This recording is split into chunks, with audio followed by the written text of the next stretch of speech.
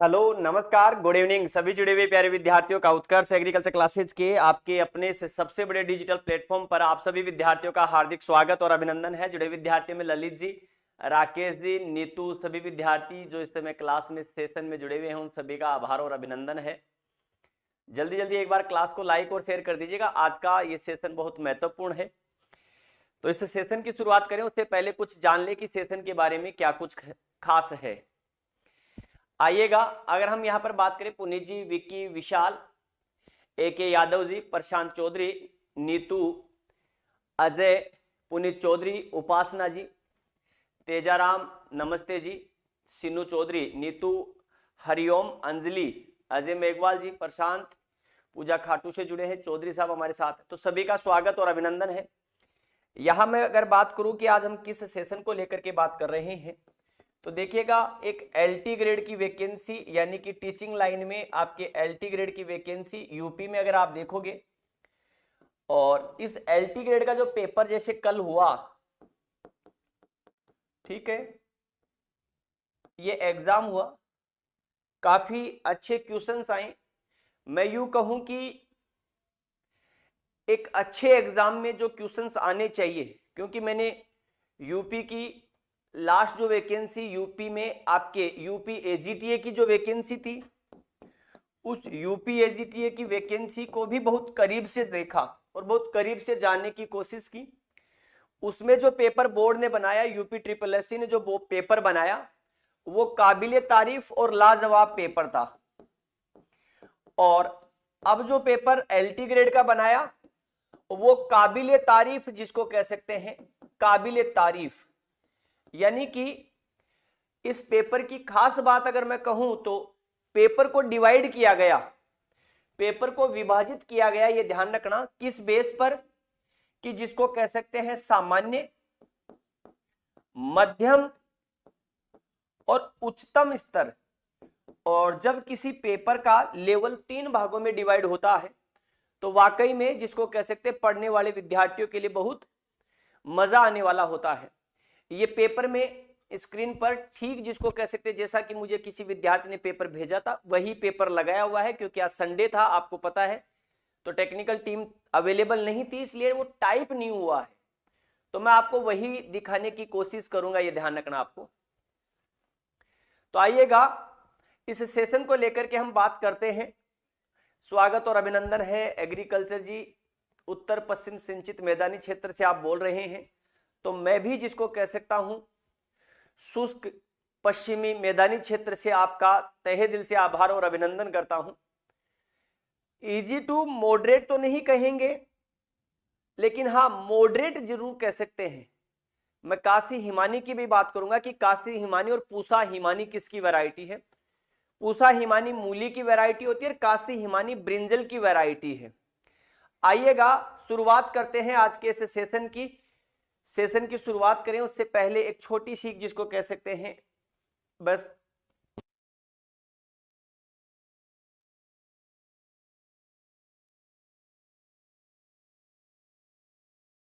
हाँ, आइएगा शुरुआत करते हैं। तो मैं यूपी के जीके को लेकर के तो चर्चा नहीं करूंगा, तो कुल 150 में से 30 क्वेश्चन यूपी के जीके के थे। मैं तो सीधा एक सवाल जो आया था इस यूपी के जीके में उस पर बात करता हूं।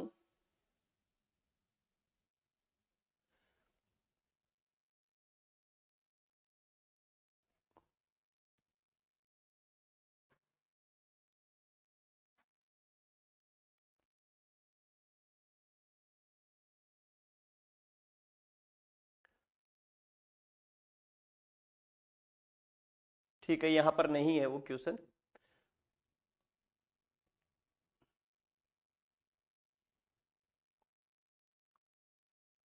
आइएगा, और अब यहां पर हम बात करते हैं इस सवाल पर। यहां पर जो पेपर है उसमें कृषि और हॉर्टिकल्चर, एग्रीकल्चर और हॉर्टिकल्चर के क्वेश्चंस पूछे गए। आपको देखना पड़ेगा, ये ध्यान रखना आपको। सवाल है कि सूची 1 को सूची 2 के साथ सुमेलित कीजिएगा और सूचियों के नीचे दिए गए कूट का प्रयोग कर सही चयन। कंगनी, रागी, कुटकी और सांवा, ये कुछ बोटनिकल नाम है, उनको लेकर के बात की है, ये ध्यान रखना आपको। हॉर्टिकल्चर वाली बुक में सारे क्वेश्चन आपको ये मिल जाएंगे, ठीक है। थोड़ा सा अगर देखेंगे तो यहां पर कंगनी, रागी, कुटकी और सांवा, हमें सबसे अच्छा रागी का लगता है कि रागी में एल्यूसिन कोरा कहना है, ठीक है। रागी में एल्यूसिन कोरा कहना। कंगनी जो होती है उसे कहते हैं सेटारिया इटालिका। अगर नहीं दिख रहा हो तो मैं थोड़ा सा जूम कर लूंगा, और लेकिन थोड़ा सा आपको एडजस्ट करना पड़ेगा क्योंकि टेक्निकल टीम आज अवेलेबल नहीं थी।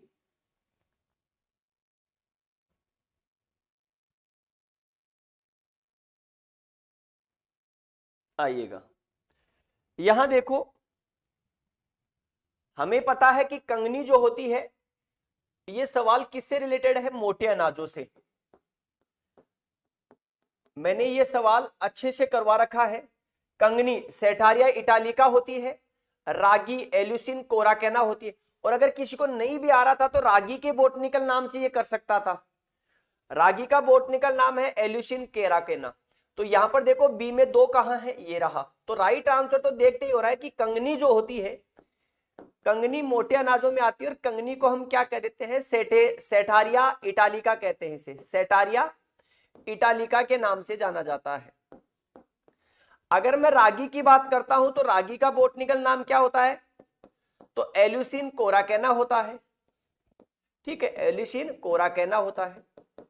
अगर मैं बात करूं कुटकी, जिसे लिटिल मिलेट भी कह देते हैं, कुटकी पेनिकम,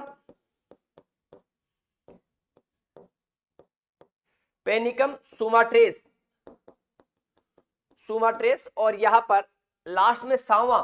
तो सांवा इकाइनोक्लोवा जिसको कह सकते हैं आपके होती है, सांवा इकाइनोक्लोवा। तो राइट आंसर क्या हो गया इसका?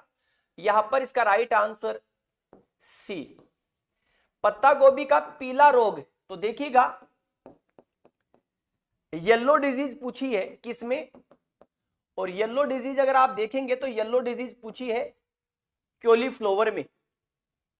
और येलो डिजीज की जब आप बात करते हो तो मैं ये बता देता हूं, इसे हम फ्यूजेरियम विल्ट भी कह देते हैं। क्या कह देते हैं? येलो को फ्यूजेरियम विल्ट भी कह देते हैं।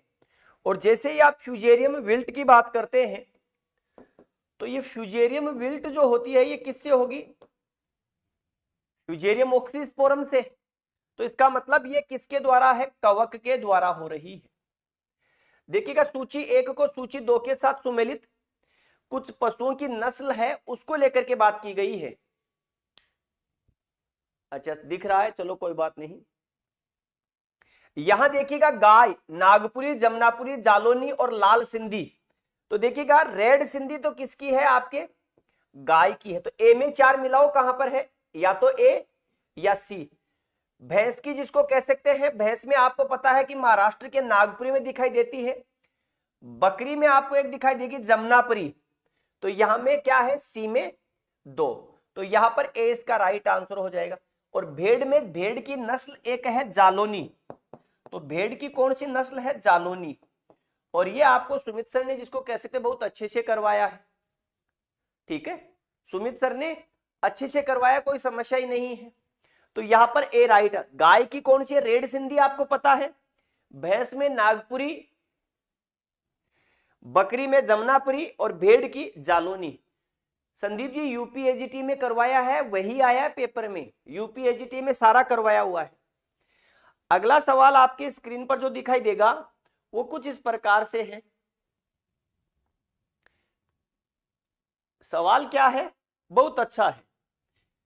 निम्नलिखित में से कौन सी मिट्टी पोषक तत्वों की आपूर्ति करने की क्षमता को दर्शाता है? मैं सुपरवाइजर में बार बार पढ़ाता रहा, कहता रहा कि इस बार सवाल आएगा। सुपरवाइजर में तो भविष्य में, लेकिन पूछ लिया कहां? एलटी ग्रेड में। क्या है कि निम्न में से कौन सी मिट्टी पोषक तत्वों की आपूर्ति करने की क्षमता? अरे मृदा उर्वरता की परिभाषा क्या होती है? मृदा उर्वरता की परिभाषा सोइल फर्टिलिटी। अगर आप देखोगे सोइल फर्टिलिटी की परिभाषा किसी भी मृदा के द्वारा पौधों को पोषक तत्व उपलब्ध कराने की क्षमता, ठीक है, किसी भी मृदा के द्वारा पौधों को पोषक तत्व उपलब्ध कराने की क्षमता। या किसी भी सोइल की फिजिकल, केमिकल और बायोलॉजिकल जो प्रॉपर्टी होती है उसका कंपोजिशन क्या कहलाता है? Soil fertility. तो यहां पर देखिएगा डी ऑप्शन था सोइल फर्टिलिटी, यहां पर दे रखा था soil physics, soil chemistry, soil pedology और सोइल फर्टिलिटी। तो ये क्या है? सोइल फर्टिलिटी की बात की। सवाल था प्रधानमंत्री फसल बीमा योजना कब प्रारंभ की गई? PMFBY। अब आप बता सकते हो, कई बार पढ़ाया आपको, ठीक है। तो प्रधानमंत्री फसल बीमा योजना कब शुरू की गई? तो ये ध्यान रखना, ये आपके खरीफ 2016 में शुरू की गई थी, करीब 2016 में, ये ध्यान रखना है आपको। OTR नहीं हो रहा बेटा शेलू जी, मेरे पास जिसको कह सकते हैं ई मित्र नहीं है। OTR जिसको कह सकते हैं आपको ही करवाना है ना, मेरा OTR पर थंब लगेगा, ठीक है।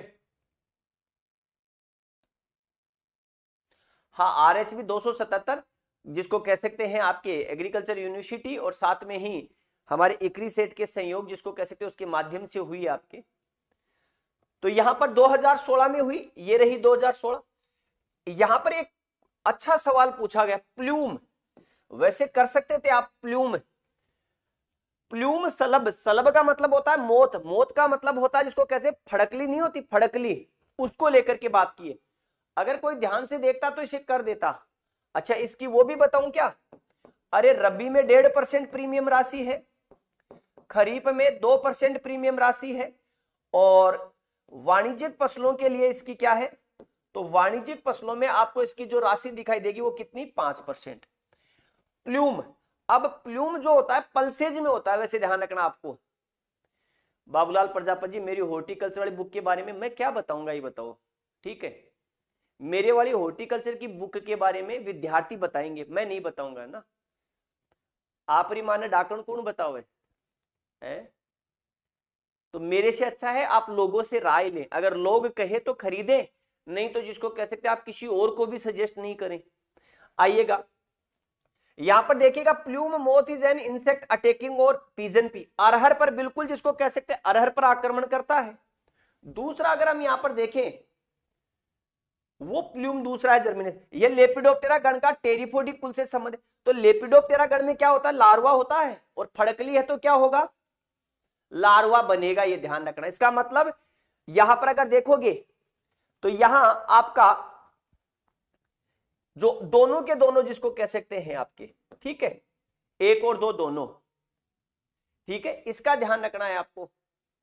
यहां मैं बात करूं कि गेहूं में ब्लैक रस्ट, बताओ गेहूं में ब्लैक रस्ट करवाया कि नहीं करवाया? ब्लैक रस्ट, ब्लैक रस्ट है, ब्राउन रस्ट है और येलो रस्ट है, सारे करवाए मैंने।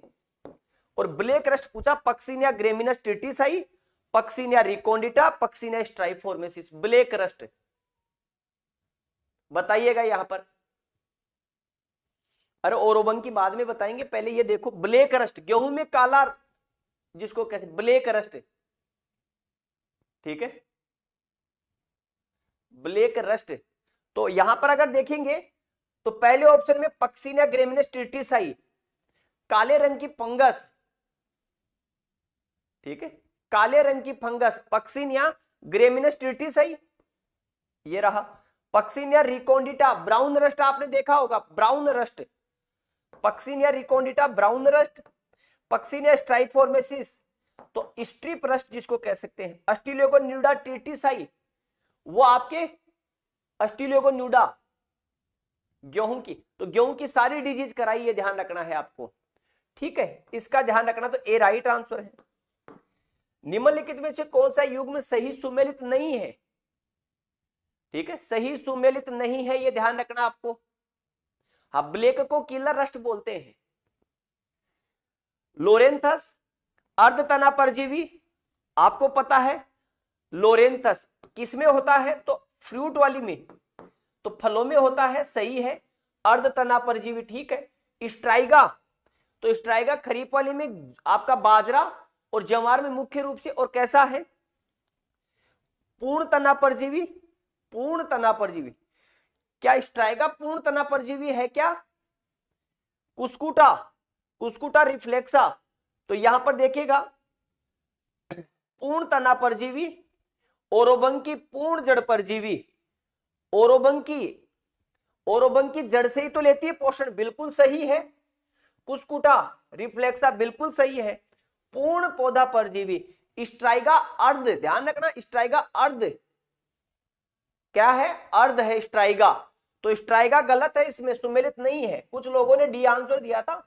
स्ट्राइगा के बारे में मैं बता देता हूं आपको, याद करो स्ट्राइगा, अरे स्ट्राइगा खरीफ में दिखाई देगा।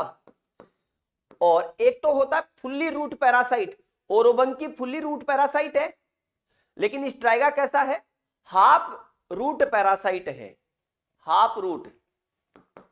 तो यहां पर कैसा है, हाफ रूट पैरासाइट। अब आप देख लेना आप लोगों को पढ़ाया या नहीं पढ़ाया, पढ़ाए हुए में से कुछ भी बाहर नहीं है, ठीक है। आइएगा, अगला सवाल है आपके स्क्रीन पर, बहुत अच्छा सवाल है। अब आप बता देना पढ़ाया कि नहीं पढ़ाया। सवाल है which of the following crop short day, कौन सा शॉर्ट डे है, ये ध्यान रखना है आपको, शॉर्ट डे। तो देखिएगा गेहूं रबी में है, चना रबी में है, सरसों रबी में है। तो रबी वाली कैसी होती है, लॉन्ग डे प्लांट होती है। मैंने कहा नाम छोटा और काम बड़ा, नाम छोटा काम बड़ा, रबी में नाम छोटा है लेकिन है कैसे, लॉन्ग डे प्लांट, ठीक है। यहां देखिएगा पेडी, धान, धान कैसा है, तो धान मेरे भाई खरीफ में है, धान खरीफ में है, नाम बड़ा और काम छोटा, शॉर्ट डे प्लांट, कैसा है, शॉर्ट डे प्लांट, ये ध्यान रखना। अरे भाई देखो क्यों अपना समय खराब कर रहे हो, पढ़ना है तो पढ़ लो, नहीं तो ये ओटीआर वगैरह जिसको कह सकते हैं, मेरे पास वो नहीं है, ई मित्र नहीं है कि मैं आपका ओटीआर कर दूं। ई मित्र के पर जाना होगा, वहीं पर आपकी समस्या होगी, समस्या का समाधान वहीं पर होगा, ठीक है भाई।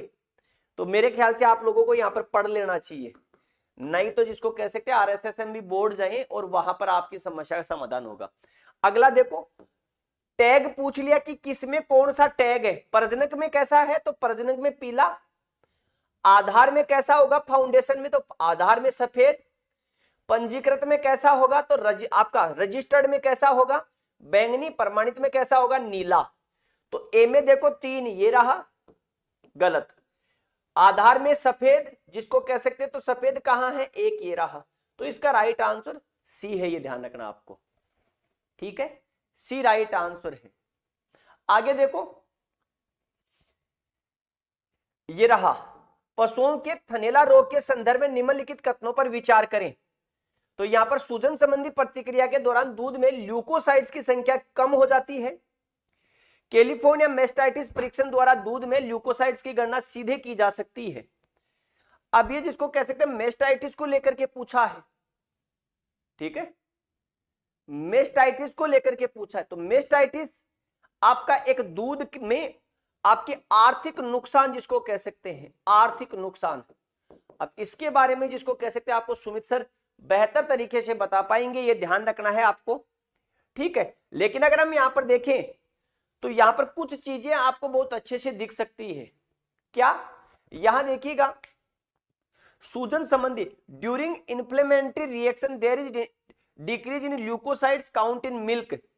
तो ल्यूकोसाइड्स जो होती है आपके दूध में उनकी संख्या कम हो जाती है, और ल्यूकोसाइड्स की संख्या की गणना सीधे की जा सकती है कैलिफोर्निया मेस्टाइटिस परीक्षण के द्वारा, ठीक है।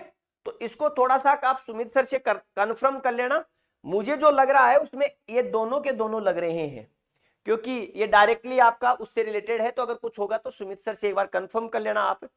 हाँ, राष्ट्रीय डेयरी अनुसंधान संस्थान एनडीआरआई, हाँ तो हम एनडीआरआई की बात कर सकते हैं, और एनडीआरआई के लिए जिसको कह सकते हैं सुमित सर वहीं पर है, तो एनडीआरआई सुमित सर के लिए है, तो क्या है, करनाल, ठीक है।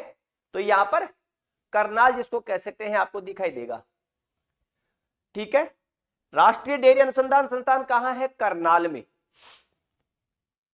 अगला देखो यहां पर, चलो भाई एक एक आप जो कह रहे हो उस पर बात कर लेते हैं।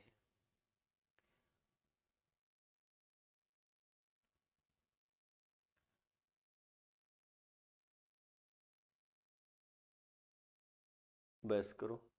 तो यहां देखो, निम्नलिखित में से कौन सा खनिज मृदा में अपक्षय के प्रति सबसे अधिक स्थायी है? तो यहां पर आपको बताना है कि which of the following mineral is most stable weathering, जिसका विच्छेदन जिसको कह सकते हैं अपक्षय उसके प्रति दृढ़ है, ये ध्यान रखना है आपको। तो किसका अपक्षय सबसे अधिक स्थायी है? Olivine, biotite, calcite. तो क्वाड जो होता है इसका विच्छेदन थोड़ा मुश्किल होता है। निम्नलिखित युग्मों में से कौन सा युग्म सही सुमेलित नहीं है? होने वाले कुछ जिसको कह सकते हैं क्रॉप है और उसमें इंसेक्ट पेस्ट, चिली, चिली में थ्रिप्स होता है। मस्टर्ड, तो मस्टर्ड में जिसको कह सकते हैं सरसों में सफेद गिडार होता है क्या? पत्ता गोभी में डायमंड मोत होगा, भिंडी में एरिस फेबिया भी होगा, लेकिन सरसों में व्हाइट जिसको कह सकते हैं गर्भ, व्हाइट गर्भ जो होता है खरीफ की फसलों में होता है, ये ध्यान रखना। व्हाइट गर्भ किस में होगा? तो ध्यान रखना सफेद गिडार किस में होगा? मूंगफली में होगा। किस में होगा? मूंगफली में होगा। व्हाइट गडार किस में होगा? खरीफ की फसलों में होगा। साफ साफ दे रखा है, खरीफ किस में दिखाई देगा? खरीफ में। अरे सरसों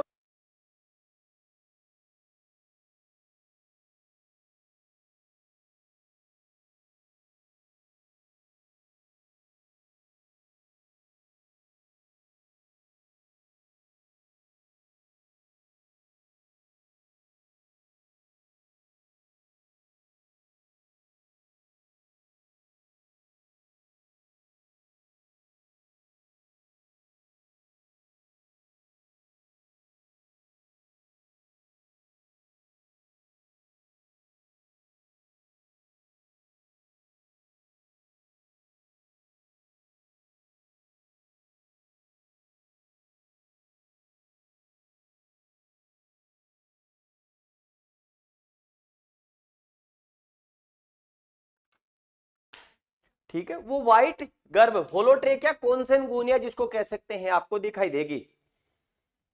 अब यहां पर देखिएगा, इसके बाद नीचे की तरफ अगर मैं आपको दिखाऊंगा तो दो सवाल पूछे। पहला सवाल पूछा न्यूनतम समर्थन मूल्य को लेकर के, और ये न्यूनतम समर्थन मूल्य 2025 और 26 के लिए पूछा है। मैं 26 और 27 का भी समर्थन मूल्य आपको साथ में ही बता देता हूं। 26 और 27 का गेहूं का समर्थन मूल्य 2425 से बढ़ा करके गेहूं का समर्थन मूल्य कितना कर दिया? 2585, 2585 रुपए। ठीक है, जो जिसको कह सकते 1980, चना जिसको कह सकते 5650 और मसूर के जिसको कह सकते 6700। तो मसूर इस समय लगभग 7000 के आसपास है। ठीक है, कन्फर्म जिसको कह सकते हैं, आपको ये ध्यान रखना है।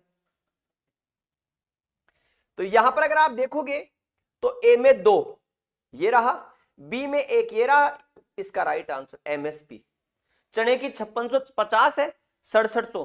तो मैं आपको जो ऑफिशियल जो है वो भी लिखा देता हूं आपको, ताकि ये आपका दिक्कत ही नहीं रहेगा।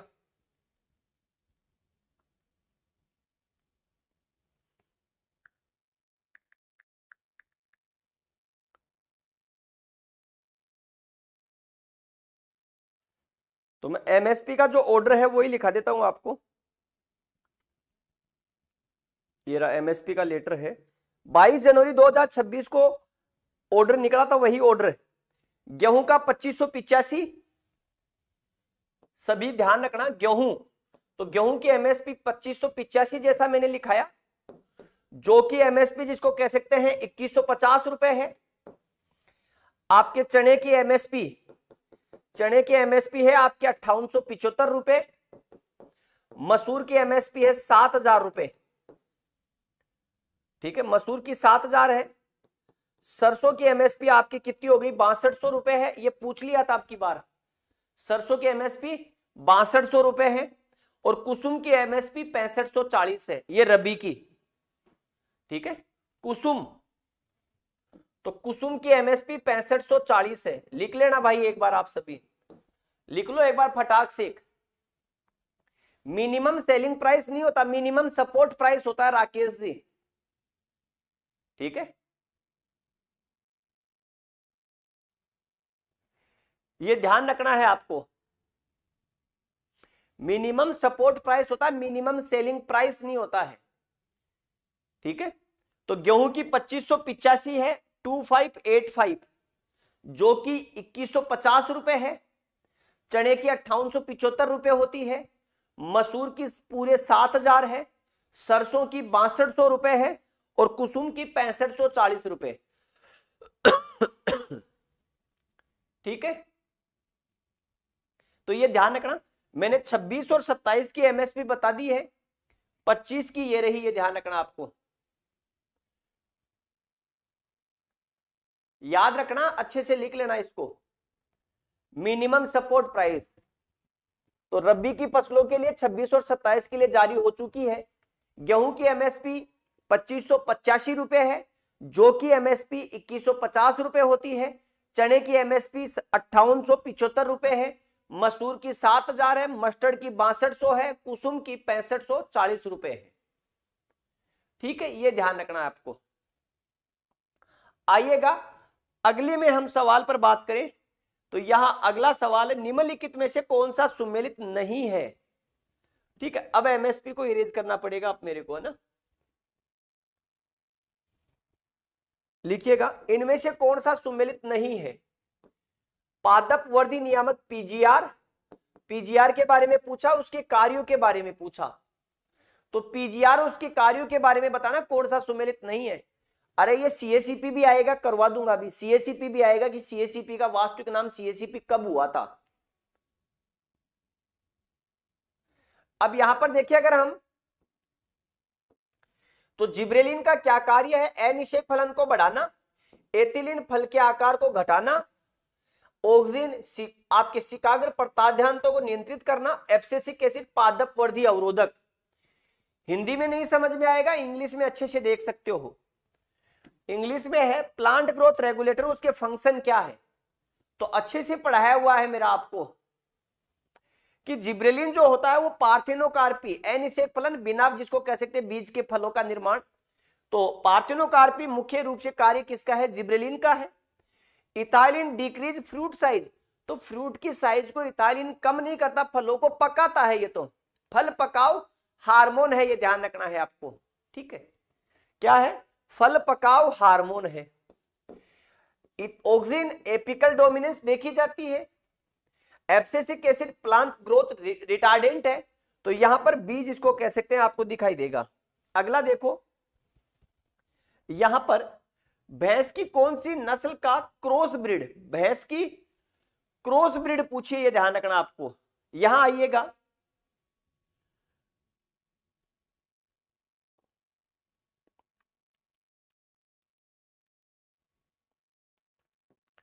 तो भैंस की नस्ल जो क्रॉस ब्रीड है, टोडा, जाफराबादी, नीली रावी और महसाणा।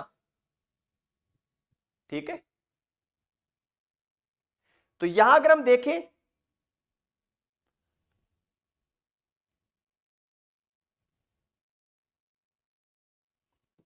सवाल है कि निम्नलिखित में से भैंस की नस्ल जिसका क्रॉस ब्रीड आपको बताना है, टोडा, जाफराबादी, नीली रावी और महसाणा। तो महसाणा आपको पता है किसका क्रॉस है, महसाणा मुर्रा और सूरती।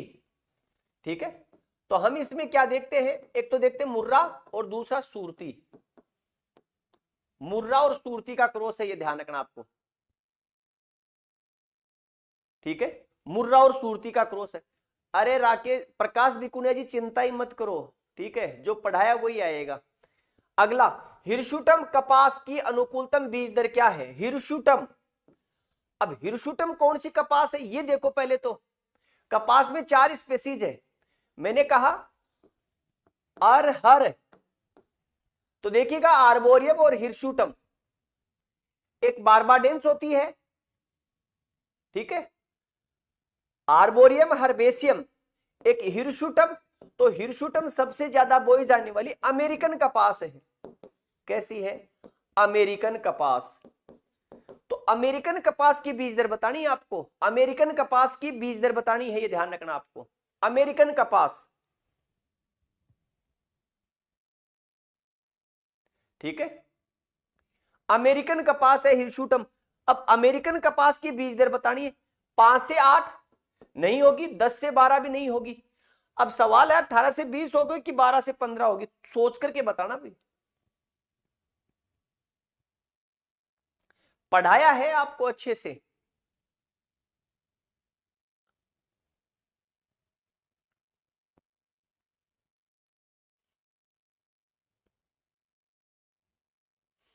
सोच करके बताना है, ये ध्यान रखना आपको, सोच करके। आपके पास पूरा टाइम है जिसको कह सकते हैं, इसमें गलती नहीं होनी चाहिए, ध्यान रखना आपको, ठीक है।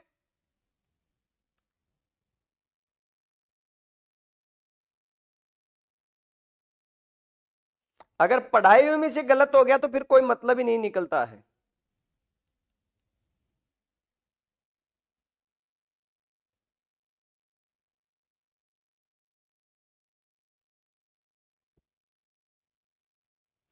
और मैंने जब जब पढ़ाया तो मैंने आपको बताया कि देसी और अमेरिकन कपास दोनों बताई है, ठीक है। मैंने कहा कि देसी जो होती है वो फैलती है 12 से 15। अभी भी देखो, एक बार मैं पढ़ लेता हूं 12 से 15 वालों के ऑप्शन। फाइटर गेमिंग सी है, महेंद्र चोपड़ा जी का छोड़ देता हूं मैं, जेबीटी सरकार। अरे नोट्स को थोड़ा देख लिया करो।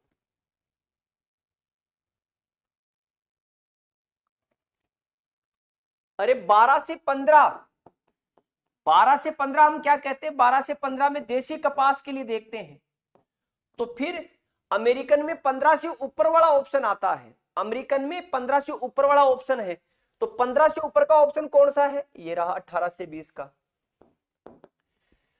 निम्नलिखित युग्मों में से कौन सा सही सुमेलित नहीं है? कुछ सेब में होने वाली फायर ब्लाइट है, late blight of potato, black rot of crucifer और फ्रूट रोट ऑफ ब्रिंजल। अब यहां पर यह बताना है कौन सा होगा। हाँ, 12 से 15 देसी कपास। अरे लिखाया कि नहीं लिखाया, देख लो नोट्स देख लो, क्या पता नहीं लिखाया होगा जीएल सर ने। अब देखो सेब ब्लाइट है तो ब्लाइट में इर्विनिया, पछेती में फाइटोप्टेरा सही है, गोभी वर्गीय पेरोनोस्पोरा पैरासिटिका, बैंगन में फोमोप्सिस बिल्कुल सही है। लेकिन गोभी वर्गीय में जो ब्लैक रोट होता है, ब्लैक रोट पेरोनोस्पोरा के माध्यम से नहीं होता, ध्यान रखना आपको। अब अगला देखो, अगला जिसको कह सकते हैं, अब जैसा लिखाया है ना वैसा वैसा सवाल है आपके स्क्रीन पर। क्या है, निम्नलिखित युग्मों में से कौन सा सुमेलित नहीं है? बकरी 155 दिन गर्भावधि, भैंस 240, भेड़ 145, गाय 283। आपको पता है कि भैंस में जो गर्भावधि होती है वो 300 से 310 के आसपास होती है। तो राइट आंसर क्या है, सुमेलित नहीं है, भैंस सुमेलित नहीं है। अरे किसान कॉल सेंटर याद करो, केसीसी किसान कॉल सेंटर, किसान कॉल सेंटर 1800 180 1551। किसान कॉल सेंटर, किसान कॉल सेंटर के नंबर, किसान कॉल सेंटर के नंबर 2004 में अटल बिहारी वाजपेयी जी की सरकार में किसान कॉल सेंटर की शुरुआत हुई थी। अरे सुरेश मीणा जी पढ़ लो भाई, 3-4 बार आपने रिलीज किया, बहुत रिवीजन किया, बहुत अच्छी बात है। एमसीक्यू की प्रैक्टिस करनी चाहिए, एमसीक्यू जितना निकालोगे उतना अच्छा। 1800 180 1551 1551। तो 1800 180 1551, तो आपको ये दिखाई देगा 1800 180 1551, ठीक है। तो यहां पर ये कॉल सेंटर के नंबर है। तो ये ध्यान रखना, ये लगते कब से है, टाइमिंग आपके लिए सवाल है, टाइम बताओ, टाइम इसका टाइम क्या है, कितने बजे से कितने बजे के बीच टाइम। मान लीजिएगा राजस्थान में पूछ ले आपको कि 1800 180 1551 किसान कॉल सेंटर है, किसानों के लिए सुविधा कितने बजे से कितने बजे के बीच रहती है। हाँ, धौलपुर में अवेलेबल है वो किताब। 24 घंटे नहीं है, गलत बात, गलत बात, गलत बात, 24 घंटे नहीं है,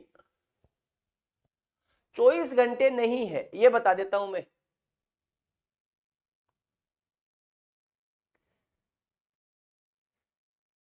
10 से 8 भी नहीं है,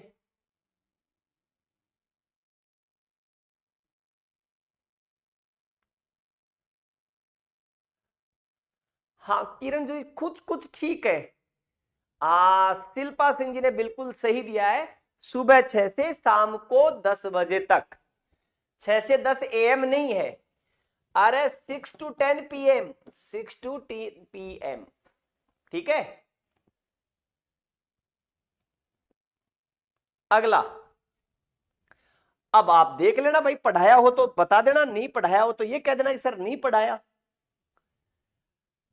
अभी तक का एक सिंगल क्वेश्चन नहीं है जो पढ़ाया नहीं हो आपको। ठीक है, अब बाद में भी आप नहीं करके आओ तो देखो भाई गलती जीएल सर की है। देखो इतना पढ़ाने के बाद भी अगर आप आंसर सही नहीं करके आओगे ना तो फिर जीएल सर की गलती है कि उन्होंने पढ़ाया आपको। सूची ए को सूची 2 के साथ कूट करना, मिलान करना है सूची ए को सूची 2 के साथ। कपास की कौन सी किस्म है? उपहास 120, सूर्या, विकास और चित्रा। अरे कपास में देखो, कपास में कौन सी वैरायटी? कपास की एक विकास, अरहर की उपहास 120, मूंगफली में चित्रा और सूरजमुखी की सूर्या। सूरजमुखी की सूर्या। तो कपास 1 में 3 कहां है? ये रहा। अरहर में बी में 1 देखो कहां है? ये रहा। सी में 4, डी में, तो डी इसका राइट आंसर। इस प्रकार का सवाल आएगा आपके। ठीक है, याद है तो याद है तो देख लो।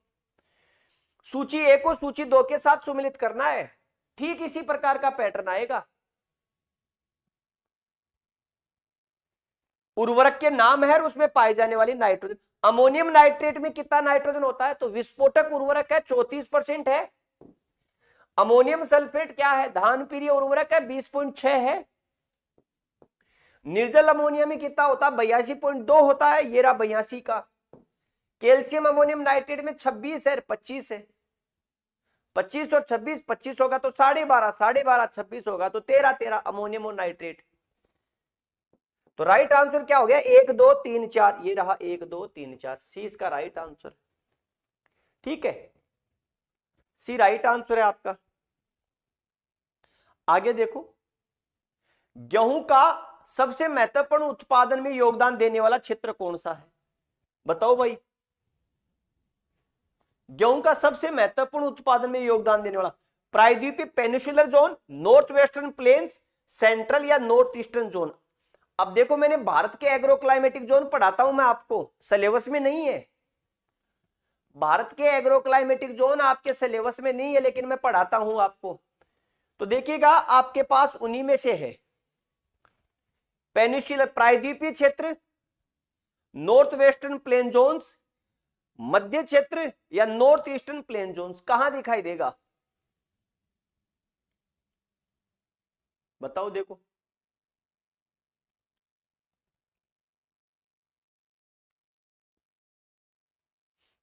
प्रायद्वीपीय क्षेत्र, तो प्रायद्वीपीय पेनिनसुलर, पेनिनसुलर में तो नहीं है। सेंट्रल जोन, लेकिन अगर आप देखोगे उत्तर पश्चिमी, तो उत्तर पश्चिम में आपके जैसे राजस्थान, पंजाब, हरियाणा, यूपी। ठीक है, उत्तरी पूर्वी मैदानी क्षेत्रों में नहीं देखा। ठीक है, उत्तरी पूर्वी मैदानी क्षेत्रों में नहीं दिखाई देगा। अब जूम करके इसको पूरा का पूरा फैला दूं फिर तो कैसे संभव होगा। ठीक है, तो यहां पर ये रहा। अगला सवाल, क्या बात है, कथन और निष्कर्ष भी पूछ लिया। तो आइएगा, अब ये कथन और निष्कर्ष देख लो। ये लो कथन और निष्कर्ष, क्या सवाल है बताओ। देखिए नीचे 2 कथन दिए गए, जिनमें से एक अभिकथन ए और दूसरे को कारण आर के रूप में अंकित किया गया। असेसन और रीजन, असेसन और रीजन। असेसन में पहला कथन है, अदलनी फसलों के बाद दलहनी फसलें उगानी चाहिए। अरे याद करो फसल चक्र, और फसल चक्र का प्रमुख सिद्धांत भी बताता हूं मैं। ठीक है, राम राम जी, राम राम जी राजस्थानी छोरा। यहां देखो स्टेटमेंट 1 और उसके बाद में एक तो असेसन है, दूसरा रीजन है। The leguminous crops should be grown after non leguminosae. तो मैंने लिखा है दलहनी के बाद गैर दलहनी बोई जाती है, बिल्कुल सही कथन है। दलहनी फसलें वायुमंडलीय नाइट्रोजन को मृदा में स्थिर करती है और मृदा में अधिक कार्बनिक पदार्थ जोड़ती है। तो बिल्कुल नाइट्रोजन क्या करती है, बढ़ाती है। ठीक है, क्या करती है, नाइट्रोजन जिसको कह सकते हैं फिक्सेशन करती है और मृदा में जिसको कह सकते हैं अधिक कार्बनिक पदार्थ जोड़ती है। तो इसका मतलब कथन एक और आर दोनों सही है। यहां देखो गलत है, ए सही परंतु आर गलत है, ये भी गलत। ए और आर दोनों सही है, ए और आर दोनों सही है, और आर जो है वो ए की व्याख्या भी करता है। क्यों बोई जाती है दलहनी के बाद गैर दलहनी? क्योंकि दलहनी फसलें नाइट्रोजन फिक्सेशन करती है और नाइट्रोजन फिक्सेशन करने की वजह से मृदा में नाइट्रोजन। अब आप कहोगे सर कार्बनिक पदार्थ, अरे कार्बनिक पदार्थ किसको रिप्रेजेंट करता है, नाइट्रोजन को रिप्रेजेंट करता है। ठीक है, तो यहां पर दोनों सही है। अगला सवाल है कि निम्नलिखित में से कौन सा युग्म सुमेलित नहीं है।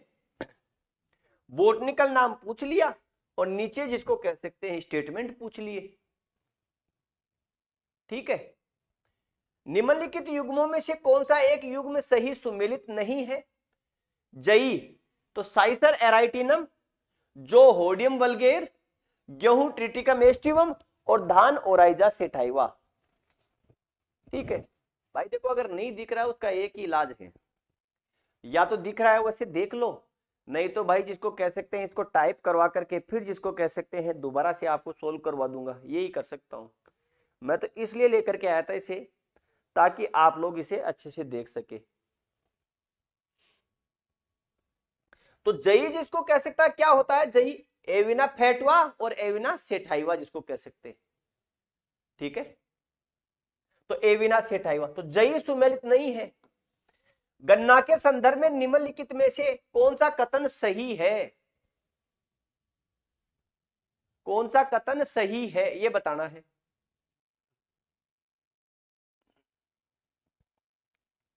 तो गन्ने का वानस्पतिक नाम सेकेरम ऑफिसिनेरम है, बिल्कुल सही है। इसे नोबेल कैन या चूसने वाला गन्ना भी कहते हैं।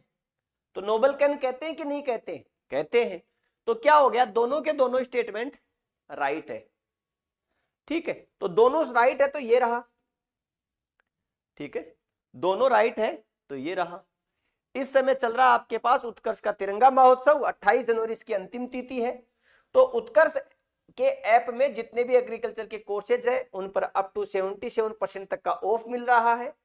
20% का एक्स्ट्रा डिस्काउंट 2026 में होने वाले कोर्सेज की एग्जाम्स पर, 26% का एक्स्ट्रा डिस्काउंट आपके वैलिडिटी एक्सटेंड करने पर। यूपीएजीटी का कोर्स भी आएगा यहाँ पर। एग्रीकल्चर सुपरवाइजर के बैचेज है, 90 डेज का पावर बैच अवेलेबल है। स्टैंडर्ड की प्राइस 1800 है, प्राइम की 3200 है। नया एमसीक्यू बैच अवेलेबल है। एमसीक्यू बैच की फीस जिसको कह सकते हैं 1000 रुपए है। Target batch live from Jaipur classroom, standard की प्राइस 3300 है, प्राइम की फीस 5000 है। एग्रीकल्चर सुपरवाइजर का 4.0 batch live from studio, standard की प्राइस 2900, प्राइम की 4800।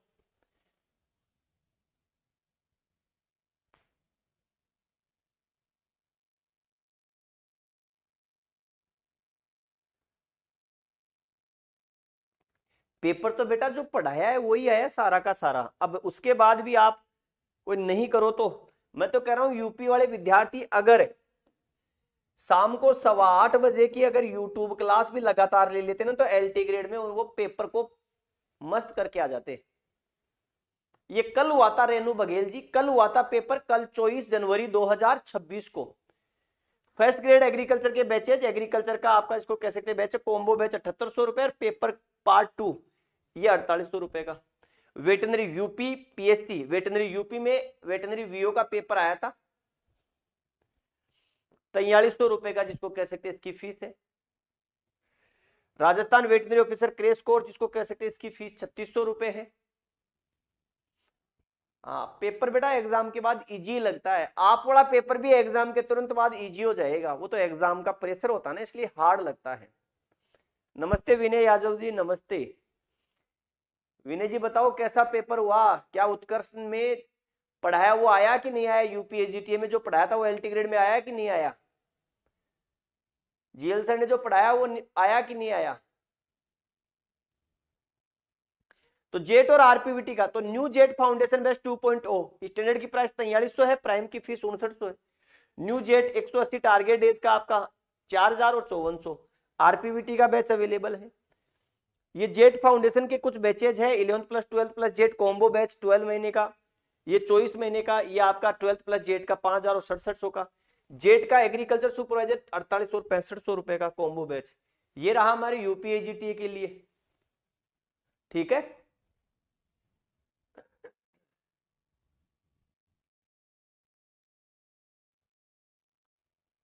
कोई दिक्कत नहीं है, यूजर रविंद्र जी एग्रोनॉमी हॉर्टिकल्चर वो सेलेक्ट कर दिया ना, तो बस ठीक है।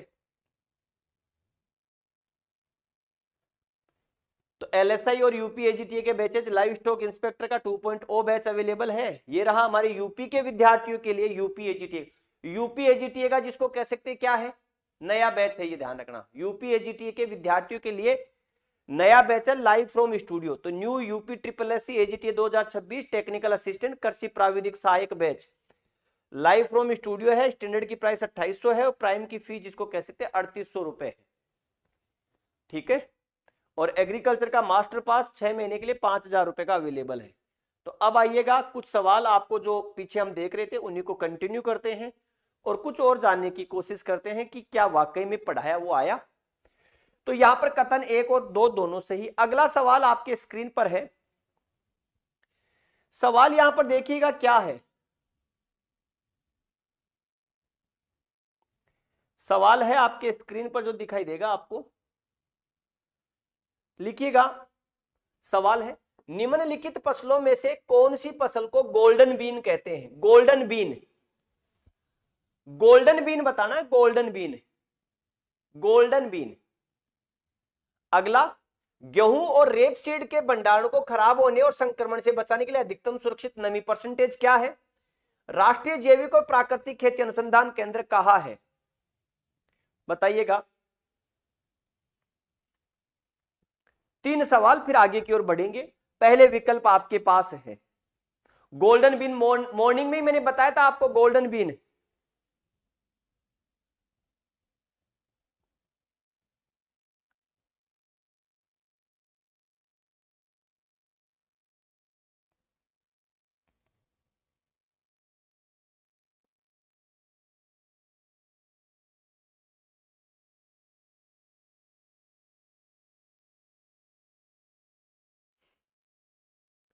बताओ भाई।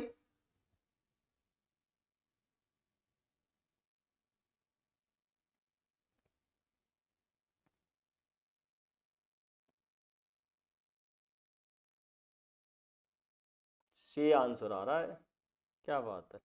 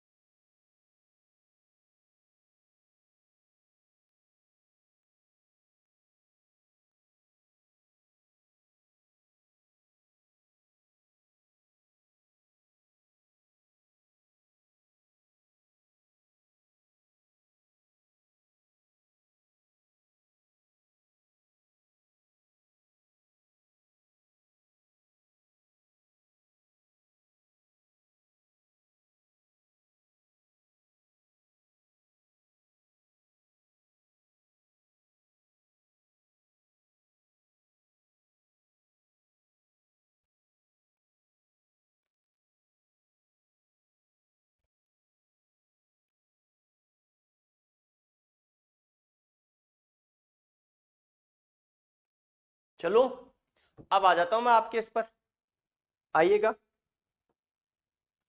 अरे यहां पर देखो गोल्डन बीन, यहां देखो।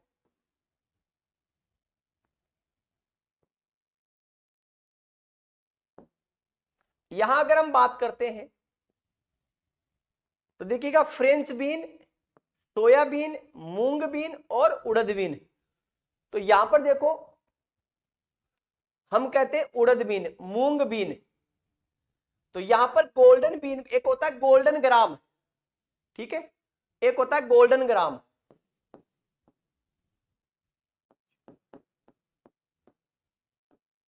गोल्डन ग्राम। फिर देखिएगा sampling French bean, French bean है सोयाबीन। सोयाबीन को क्या कह देते हैं?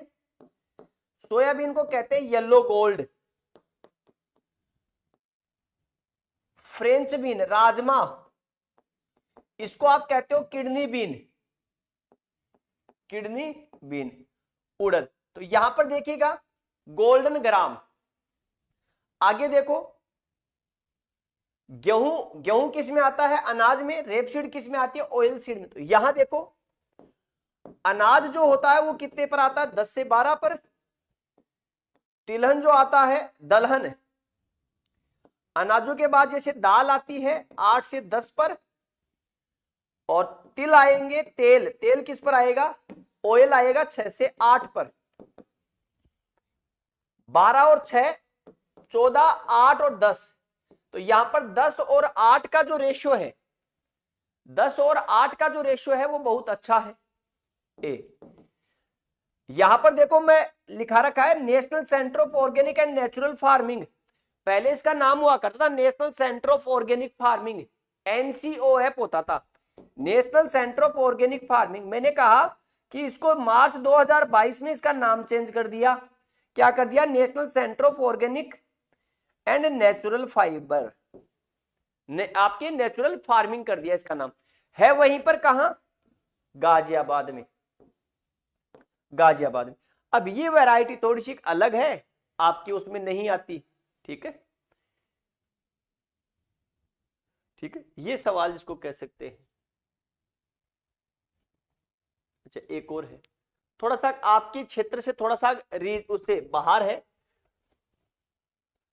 तो आपको पूरा मौका जिसको कह सकते हैं, आप इसे देखें और फिर आंसर बताएं। हाँ, अर्का कुर्ग रवि, मैं बता देता हूं कि ये आपके NCO Ghaziabad. National research centre for farming वो सिक्किम में है। तो अर्का कुर्ग, तो ये एवाकाडो की है। Consider the following statement, bee keeping, मधुमक्खी पालन के बारे में कथनों पर विचार करें। राष्ट्रीय मधुमक्खी पालन और शहद मिशन को आत्मनिर्भर भारत अभियान के तहत शुरू किया गया। मधुमक्खी पालन को कृषि के 5वें इनपुट को मंजूरी मिली। और नीचे the central institute of arid horticulture is located. बताइएगा थोड़ा, मधुमक्खी चलो आपके सिलेबस में नहीं है, लेकिन ये करंट का इश्यू था सर। 59 में राशन था या डिफरेंट? 59 सवाल में, 59 नंबर सवाल दिखा देता हूं, दोबारा दिखा देता हूं, क्यों चिंता करते हो।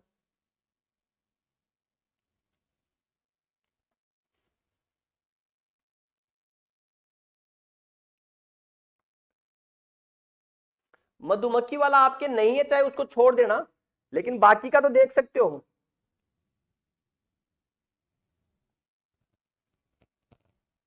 बाकी का आप देख सकते हो, है ना।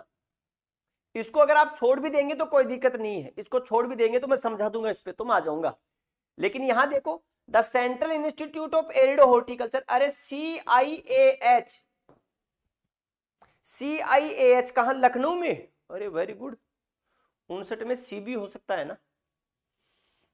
हाँ हो सकता है, बिल्कुल 59 में सी भी हो सकता है, अभी देख लेंगे एक बार।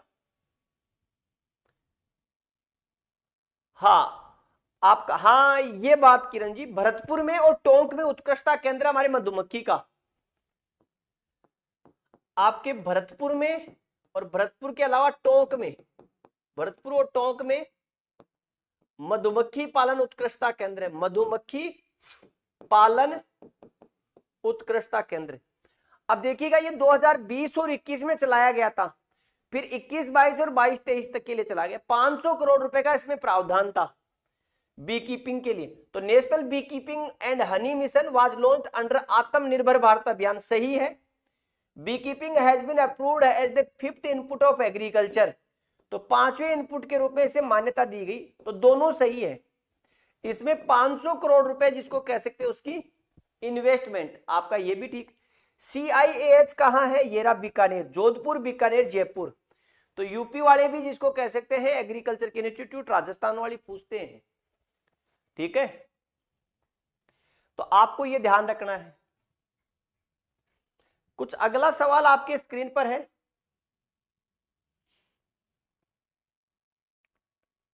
आइएगा। अरे पढ़ाए हुए के अलावा एक सवाल नहीं मिलेगा, पढ़ाए हुए के अलावा सवाल एक नहीं मिलेगा आपको। बस विश्वास रखो आप तो कि जो जीएल सर ने पढ़ा दिया वो ये मान लो पेपर में छपेगा ही छपेगा, कहीं गड़बड़ नहीं होगी उसमें। विश्व पशु स्वास्थ्य संगठन की अंतरराष्ट्रीय समिति आई, यहां पर देखिए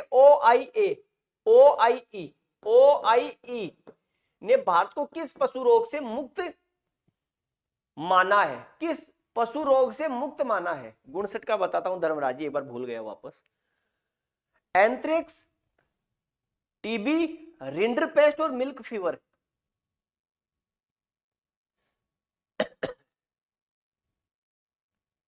पिछले वाले में क्या रह गया? तो कौन सी? मिल्क फीवर से तो मिल्क फीवर होती है, टीबी भी होती है, एंथ्रेक्स। अरे रिंडरपेस्ट, रिंडरपेस्ट से मुक्त माना है, राइट है। षटकोणीय रोपण विधि में वर्गाकार विधि की तुलना में कितने पौधे अधिक समायोजित किए जाते हैं? ठीक है,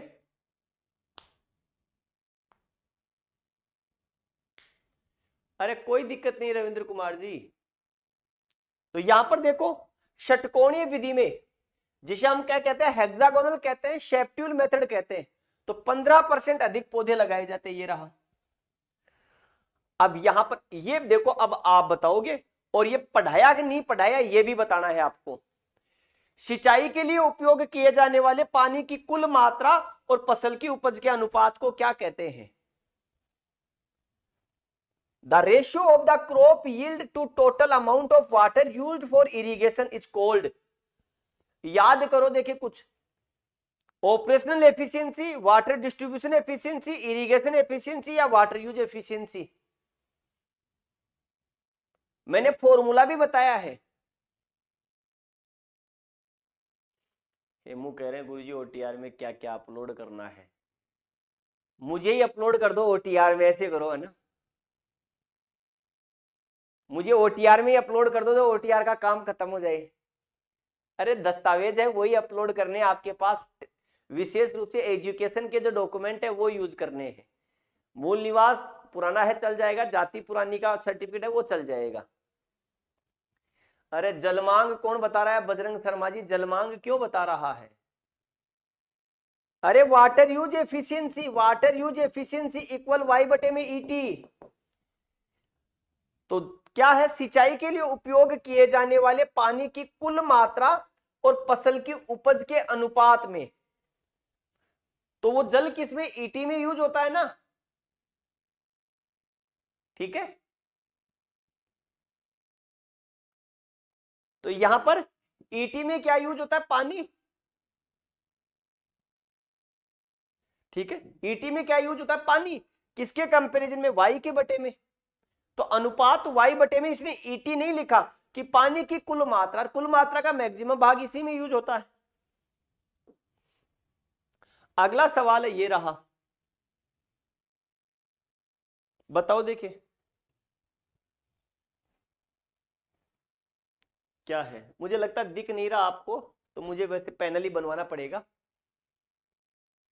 बीज के संदर्भ में निम्नलिखित में से कौन सा कथन सही है? बीज के संदर्भ में बताइएगा। आधार बीज का उत्पादन प्रजनक बीज से किया जाता है, प्रमाणित बीज आधार बीज से उत्पादित किए जाते हैं। विकल्प न तो एक और न ही दो, केवल एक, केवल दो, केवल एक और दो, दोनों। The foundation seed produced from breeder seed, यहां देखिएगा न्यूक्लियस सीड, न्यूक्लियस से ब्रीडर सीड, ब्रीडर से फाउंडेशन, फाउंडेशन से सर्टिफाइड और रजिस्टर्ड। तो बी के द्वारा, बी का किससे? बी से एफ बनता है। तो क्या कह रहा है कि foundation seed produced from breeder seed, तो इसी से हो रहा है, पहला कथन सही है। सर्टिफाइड सीड ये रहा, आधार बीज से उत्पादित किया जाता है। 1 और 2 दोनों सही है, 1 और 2 दोनों सही है।